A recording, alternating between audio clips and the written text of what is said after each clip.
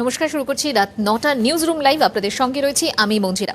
আজ বাঁকুড়াতে মমতা বন্দ্যোপাধ্যায় রীতিমতো প্রচারটা শুরুই করে দিলেন। তিনি বললেন যে ক্ষমতা থাকলে গ্রেফতার করুক আমাকে, জেলে থেকেই বাংলাকে জেতাবো। পাল্টা কটাক্ষ করেছেন দিলীপ ঘোষও। এসব চমকানি টাকার কাছে আমি ভয় পাই না, আর এসব ধমকানিও ভয় পাই না।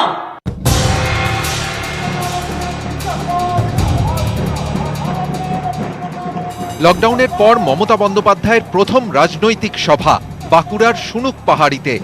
এই সভা থেকেই ভোট প্রচারের ডঙ্কা বাজিয়ে দিলেন তৃণমূল নেত্রী, ছুড়ে দিলেন চ্যালেঞ্জ। ইলেকশন আসলেই তৃণমূলকে ভয় দেখানো, যাতে তৃণমূল কংগ্রেসের কিছু নেতা ভয় পেয়ে ওদের সাথে চলে যায়। বলছে কি করবে, হয় ঘরে থাকো নয় জেলে থাকো। আমি বলি তোদের ক্ষমতা থাকলে আমাকে অ্যারেস্ট কর, আমি জেলে থাকবো, আমি জেলে থেকে বাংলাকে জেতাবো। এই চ্যালেঞ্জ করে গেলাম। কেন হঠাৎ ওনার জেলে যাওয়ার ভয় হচ্ছে? জেলে গেলে আমি জেল থেকে লড়বো। আরে যখন জেলে যাবেন লড়ার কেউ থাকবে না, বাইরে একটাও ভাই থাকবে না, তারাও জেলে যাবে।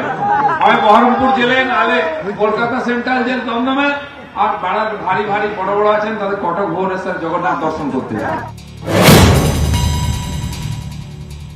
ফোন করে তৃণমূল কর্মীকে বলছে, শোন তোকে 2 কোটি টাকা দেবো, চলে আয়। কোন একটা এমএলএ কে অফার দিচ্ছে, এখন 15 লাখ দিচ্ছি, পরে আবার 15 লাখ দেবো, চলে আয়। এটা একটা রাজনৈতিক দল? টাকা দিলে টাকা নিয়ে নেবেন, এটা আপনাদের টাকা, ওদের টাকা নয়, টাকা নয়। টাকা ভোটের বাক্স করবেন ফাঁকা। যারা অন্যের টাকা ঝেড়েছে, চিট ফান্ডের টাকা ঝেড়েছে, পঞ্চায়েতের টাকা, স্কুলের টাকা, রাস্তার ঘাটের আলো জল বিদ্যুৎ আমফানের টাকা ঝেড়ে দিচ্ছে, তাদের এখন জেলের ভয় হচ্ছে। জঙ্গলমহলের অন্যতম জেলা বাঁকুড়া, যেখানে গত লোকসভা ভোটে তৃণমূলের হাত খালি। বাঁকুড়ার 2টি লোকসভা আসন জেতে বিজেপি, 12টি বিধানসভা আসনেই এগিয়ে পদ্ম শিবির। সেই বাঁকুড়ায় দাঁড়িয়ে এদিন রণংদেহী মমতা। কেউ কেউ ভাবছে এখন থেকে লাইনটা করে রাখি, বাই চান্স যদি চলে আসে। বাই চান্স হবে না, চান্সই নেই তো বাই চান্স। বাঁকুড়ার একটি একটি করে আসন বুঝে নেব, একটাতেও বিজেপি থাকবে না, একটাতেও সিপিএম থাকবে না। আপনি ভুলে গেছিলেন পুরুলিয়া বাঁকুড়া? আপনি তো গল্প বলতেন জঙ্গলমহল হাসছে, পাহাড় হাসছে। এমন দিয়েছে লোকসভায় দিদিমণির হাসি শুকিয়ে গেছে, ভাইদের হাসি শুকিয়ে গেছে, ওই মুখ কেউ হয় না। মমতার হুঙ্কার, পাল্টা বিজেপির সুর সপ্তমে, ভোটের বাংলা ফুটছে। মমতা বন্দ্যোপাধ্যায়ের হুঁশিয়ারি, লালু প্রসাদ যাদবের মতোই যদি তাকে জেলে রাখা হয়, তিনি জেলের মধ্যে থেকেই বাংলাকে জিতিয়ে আনবেন, সেই ক্ষমতা তিনি রাখেন। ফলে দলের নেতাকর্মীদের কাছে তিনি পরিষ্কার করে দিয়েছেন তৃণমূল কংগ্রেসই যে ক্ষমতায় ফিরবে, সেই বার্তাই মমতা বন্দ্যোপাধ্যায়। ক্যামেরায় সৌমেন দাসের সঙ্গে আবির ঘোষাল, নিউজ 18 বাংলা, বাঁকুড়া। আরও বললেন মমতা বন্দ্যোপাধ্যায়, জগাই মাধাই গদাই, এভাবেই আক্রমণ। বিজেপি, কংগ্রেস এবং সিপিএমকে এক আসনে বসে আক্রমণ করলেন মমতা বন্দ্যোপাধ্যায়। পাল্টা জবাব দিলীপ সুজনদের।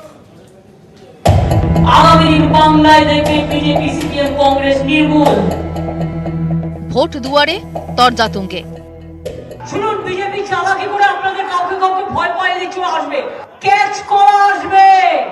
এবারে খোপা খোপ ধরবো আর গোপা গোপ ধরবো। ভোট দিলে সাবধান, হাতে নিয়ে আসবে স্ট্যান্ডার্ড। সবাই মিলে লড়বো, সোনার বাংলা গড়বো। বলুন, সবাই মিলে লড়বো। সম্মুখ সমরে তৃণমূল বিজেপি।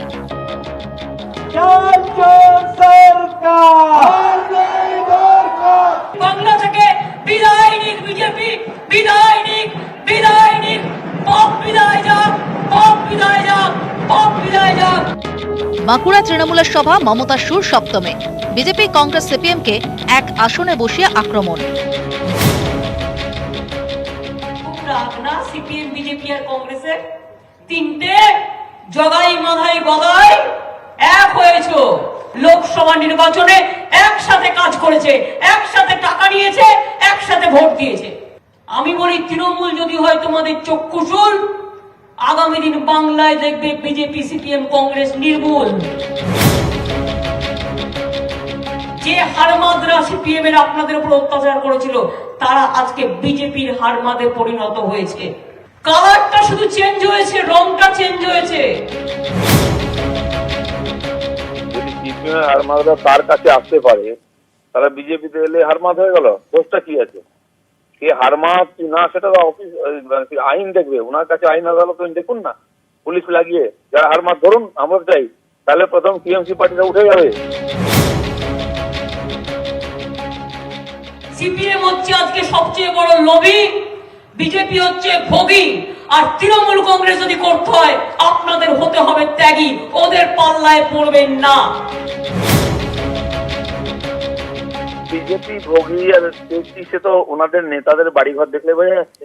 পঞ্চায়েত সদস্য, কাউন্সিলর, জেলা পরিষদ থেকে এমএলএ, এমপি তৈরি হয়েছে প্রাসাদ। কার টাকায় কোথা থেকে এসছে সেটা লোকের প্রশ্ন আছে। 2011 সালে নির্বাচিত সাংসদ, বিধায়ক, কাউন্সিলর, মেম্বার, পঞ্চায়েত কি সম্পত্তি ছিল আর এখন কি সম্পত্তি হয়েছে স্পষ্ট হয়ে যাবে যে ভোগ আর লোভ তার শীর্ষে দাঁড়িয়ে লুট আর তোলাবাজির পার্টিটার নাম তৃণমূল কংগ্রেস। তৃণমূল বিরোধী ভোট বিজেপি, সিপিএম ও কংগ্রেসে ভাগ হলে তৃণমূলেরই লাভ। তা সত্ত্বেও প্রতিপক্ষ 3 দলকে কেন এক আসনে বসিয়ে আক্রমণ করলেন মমতা বন্দ্যোপাধ্যায়? পর্যবেক্ষকদের একাংশের মতে মমতার পাখির চোখ, রাজ্যের 30% সংখ্যালঘু ভোট। এমনিতেই এবারের ভোটে মিম আসরে যারা বিহারে সংখ্যালঘু ভোটে ভাগ বসিয়ে বিজেপির সুবিধা করেছে। বিজেপি এ রাজ্যের 30% সংখ্যালঘু ভোট বাদ দিয়েই হিসেব করছে। উল্টো দিকে তৃণমূল চাইছে সংখ্যালঘু ভোটে 30% সমর্থনই তাদের দিকে আসুক। যারা এখনো বাম কংগ্রেসের দিকে ঝুঁকে তারাও এবার তৃণমূলকে সমর্থন করুন। তাই কৌশলে সিপিএম ও কংগ্রেসের সঙ্গে বিজেপির আঁতাতের অভিযোগ তুলে সরব হলেন মমতা বন্দ্যোপাধ্যায়। 3 দলকে এক আসনে বসিয়ে আক্রমণ করলেন। আসন্ন বিধানসভা নির্বাচনে বিজেপি, সিপিএম এবং কংগ্রেস এই 3 জনকেই মূল রাজনৈতিক প্রতিপক্ষ হিসাবে দেখছে তৃণমূল কংগ্রেস, আর সে কারণেই এই 3 জনকে একযোগে আক্রমণ শানালেন মমতা বন্দ্যোপাধ্যায়। ক্যামেরা সৌমেন দাসের সঙ্গে আবির ঘোষাল ও মৃত্যুঞ্জয় দাস, নিউজ 18 বাংলা, বাঁকুড়া।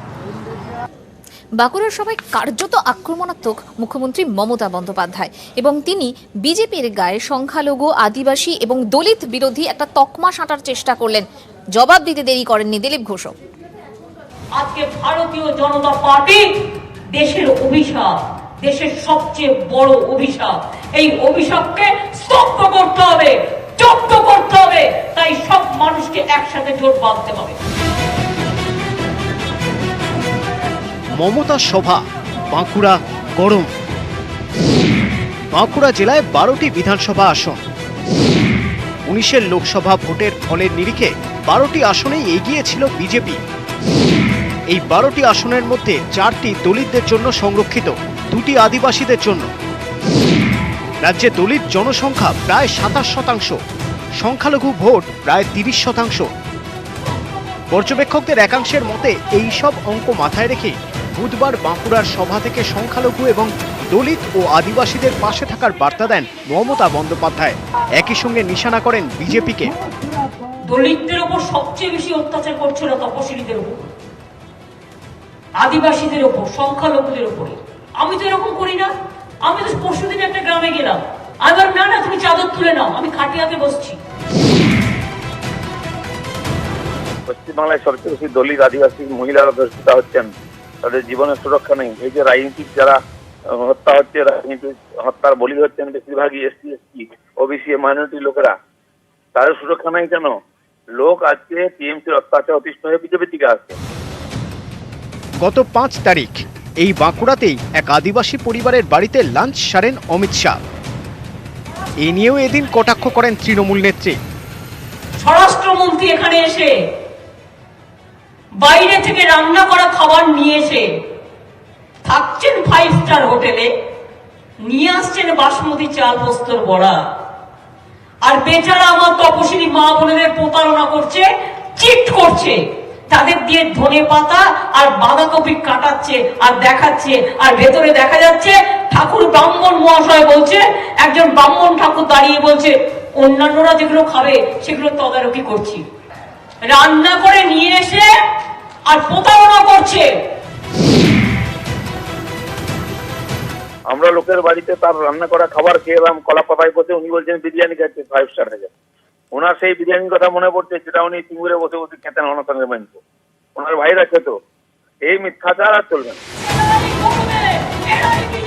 21-এর ভোট যুদ্ধ শুরু, তৃণমূল বিজেপি কেউ কাউকে 1 ইঞ্চি জমি ছাড়ছে না, যাতাই তুঙ্গে। বাঁকুড়া থেকে ক্যামেরায় সৌমেন দাসের সঙ্গে আবির ঘোষাল, নিউজ 18 বাংলা। एक साथ खाना बना के तो देखिए, एक बार खुशी के आंसू रोके तो देखिए। SRMB TMT, घर से हो जीत की शुरुआत। নজিরবিহীনভাবে আজ বাংলার সঙ্গে তুলনা করলেন কাশ্মীরের এবং বিজেপির রাজ্য সভাপতি তিনি আজকে বললেন যে বাংলা এখন জঙ্গি ঘাঁটি। পাল্টা জবাব দিতে দেরি করেনি তৃণমূল কংগ্রেসও।